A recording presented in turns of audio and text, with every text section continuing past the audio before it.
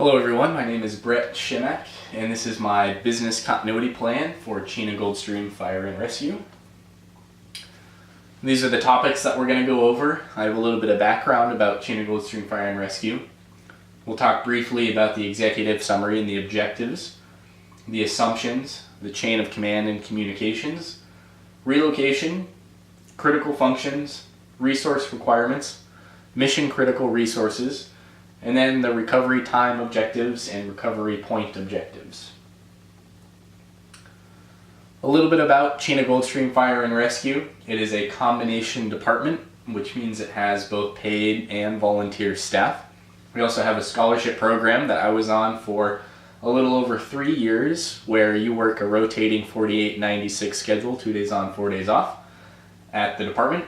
And as your compensation, you get free housing upstairs at the station, and then you also get the majority of your college classes paid for. Right now we have 6 paid staff. We have an administrative assistant, Diane Young, Fire Chief Jack Willard, Deputy Chief Chris Hunger, Captain Douglas Loshbaugh, Lieutenant Kyle Fagerstrom, and then Paramedic Rachel Cox are our paid people right now. The department averages 400 calls a year, and the way that that's broken down is it's a little over 80% emergency medical service calls, and then it's about 10% fire and about 10% miscellaneous. Like I said, I was there for 3 years on the scholarship, and I'm still there now as a volunteer, and I fill in for paid engineer shifts when they need me.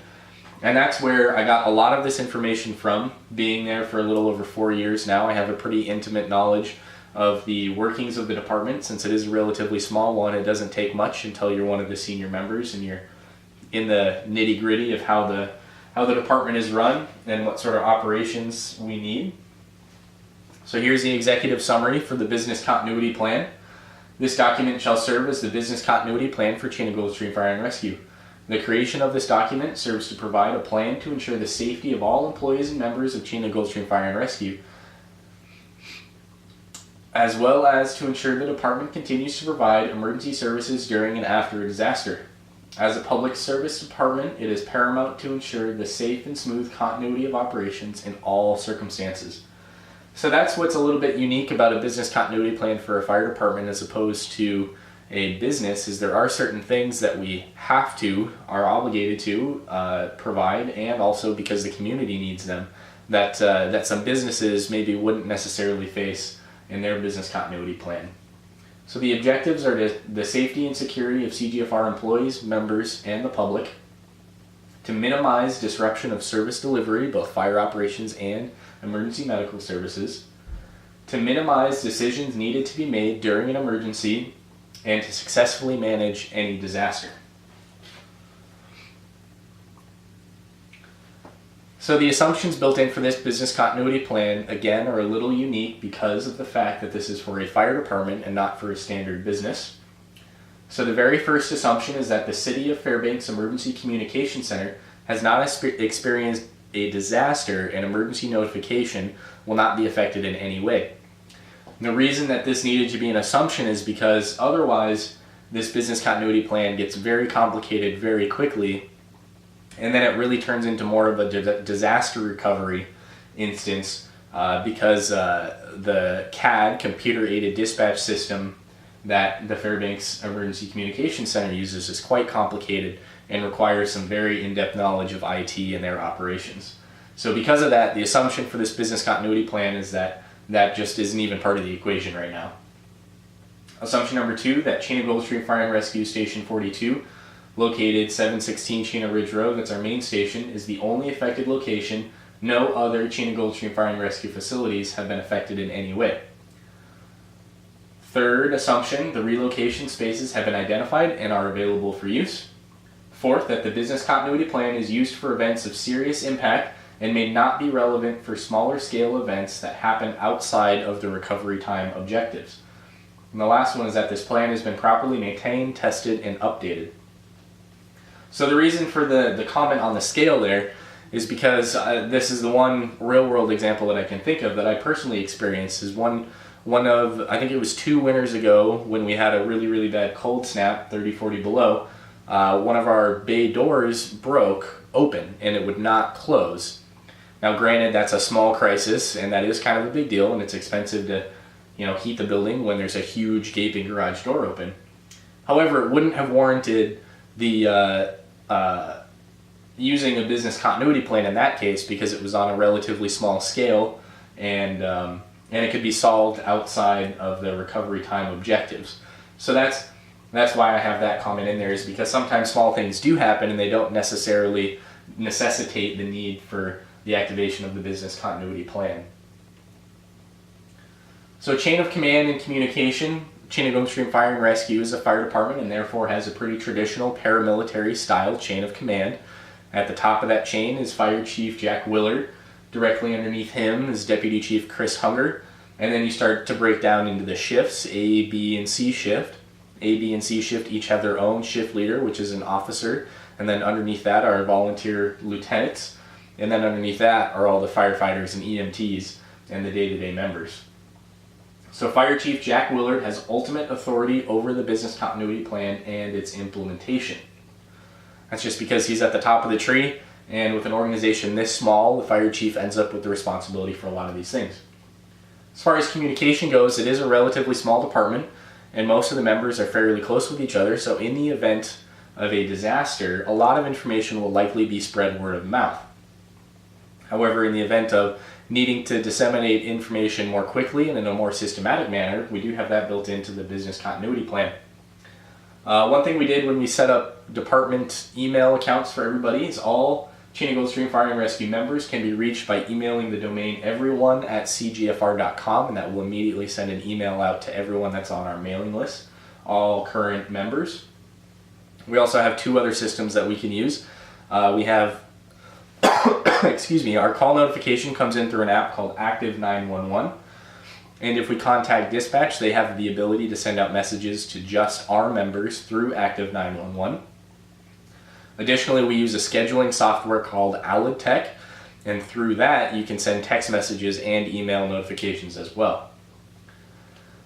I have listed here, Fairbanks Emergency Communication Center shall be kept appraised of the progress of recovery and staffing levels. Now that's really, really important that dispatch understands our situation and where we're at, because they can help us out a lot of the times pretty well. And then our mutual aid partners also shall be notified of any disaster. And that's just so that they can prepare themselves also, because we rely pretty heavily on our mutual aid plans for additional staffing or apparatus. So it's important to let them know in case they need to also start looking at bringing in additional staff to help fill in for us. Relocation of our services. So we have one administrative assistant, Diane Young is her name. She's been with the department for 26 years now, actually. And she was a huge source of information for this project. On top of what I've just gleaned from the last 4 years, I spent many hours sitting with her talking about these details, and a lot of this is built on what they've done in the past when things have happened. So she would have her own disaster recovery plan built in for the systems that she uses. She does all of her accounting, all of our payroll, and that's not touched in this business continuity plan just for the sake of simplicity. However, just a little bit, we do have functionality established for her and available at Cheney Stream Fire and Rescue Station 43, which is located at 1300 Goldstream Road.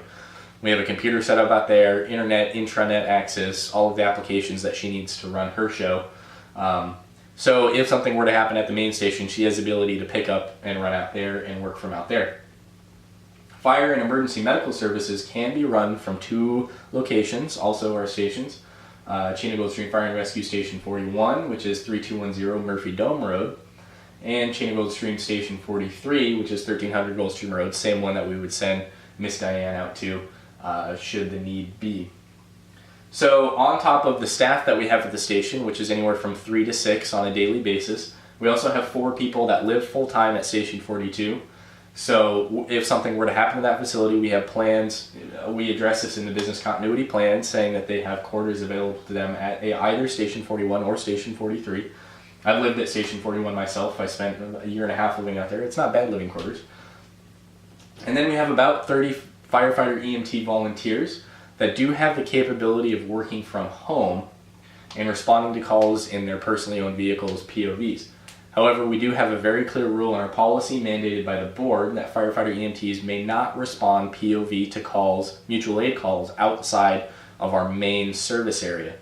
So while they do have the ability to respond from home, it's in a limited capacity. So that's something to keep in mind when and if this business continuity plan gets constituted. So, and just because they have the ability to work from home doesn't mean that they necessarily would need to work from home, because the Station 41 and Station 43 have the capabilities to support probably up to 15 firefighter EMTs in daily routines and being able to respond out of there. So while they do have the ability, it may not be the best option, but it is a possibility that's addressed in the business continuity plan.